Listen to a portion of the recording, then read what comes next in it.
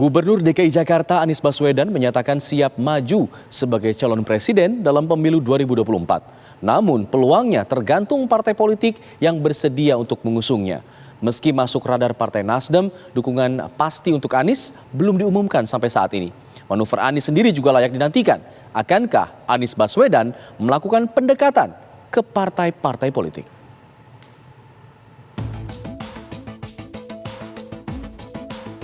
Gubernur DKI Jakarta Anies Baswedan mengeluarkan pernyataan siap maju sebagai calon presiden 2024. Anies menyatakan itu saat diwawancara media Reuters di Singapura 16 September lalu. Anies mengungkapkan siap maju jika ada partai politik yang mencalonkan dirinya. Gitu Pak, Bapak masuk radar baca presnya Demokrat juga Pak. Iya Pak, tanggapannya dikit Pak. Terima kasih dengan pemilihan itu atau gimana Pak? Saya tinggal sebulan lagi, sabar dong. Kan selesai dulu di sini. Masuk baca presnya Demokrat nih Pak, gimana Pak tanggapannya Pak? Saya sekarang sudah di Jakarta, tinggal 1 bulan. Sampai 1 bulan baru lepas. Kalau diduetkan sama AHY gimana Pak? Tapi kemarin Bapak di Singapura bilang siap Pak. Iya Pak. Iya Pak. Pak, alasan apa Pak menahan untuk bilang siap di Indonesia Pak? Dia bilang di media luar Pak.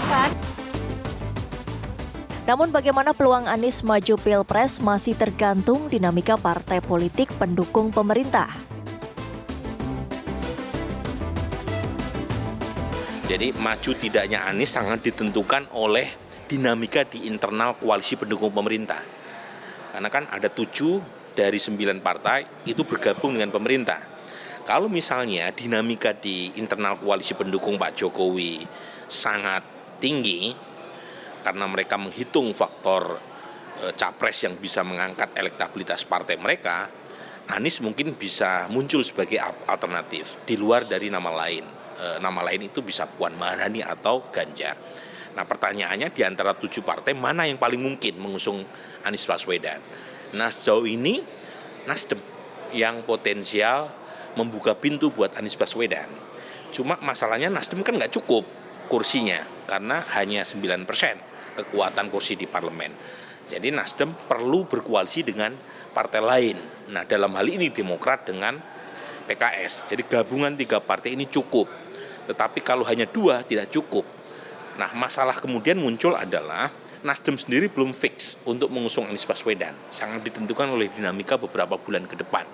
Nah kalau misalnya Nasdem menutup pintu buat Anies Baswedan dan mengikuti langgam partai koalisi lain, kemungkinan besar Anies bisa nggak dapat tiket karena PKS dan Demokrat tidak cukup untuk mengusung pasangan kandidat. Salah satu kalkulasi politik mengusung Anies yaitu melibatkan koalisi Partai Nasdem dan Partai Demokrat. Namun posisi Anies diperkirakan bakal membuka diri dengan partai yang mengusungnya. Saya kira Demokrat meskipun memention nama AHY sebagai bakal calon presiden, tapi Demokrat juga realistis. Nama AHY yang disurvei relatif masih rendah, kalau ditawarkan dengan partai lain, karena Demokrat tidak bisa maju sendiri tanpa berkoalisi dengan partai lain, itu akan menyulitkan. Karena partai lain juga akan berhitung buat apa mendukung AHY kalau elektabilitasnya masih rendah. Nah, saat yang sama Demokrat perlu berkoalisi dengan partai lain. Jadi yang memungkinkan memang satu opsi adalah memasangkan Anies dengan AHY. Nah Anies sebagai figur non-partai diharapkan mampu mengundang partai lain selain Demokrat. Nah AHY dapat posisi nomor 2. Itu win-winnya. Tapi itu pun belum tentu diterima oleh Nasdem atau PKS. Karena bagaimanapun Anies bukan kader murni mereka. Sementara Demokrat mendapatkan keuntungan dengan memasang AHY sebagai cawapres. Jadi lagi-lagi konstelasinya masih sangat dinamis. It's too early to tell melihat kondisi per hari ini. Tetapi yang kita bisa baca adalah potensi-potensi koalisi dan siapa capres-cawapresnya. Kalau posisi Mas Anies sebenarnya sangat terbuka. Kalau misalnya ada partai selain Nasdem, Demokrat, PKS yang mengusung dirinya, saya kira dia dengan senang hati menerimanya. Dia akan menyediakan karpet merah buat siapapun partai yang akan mengusungnya. Karena kan udah disampaikan secara terbuka bahwa dia siap maju sebagai capres. Cuma masalahnya kendaraannya belum ada. Jadi sebenarnya sih dia tidak selektif dalam memilih partai.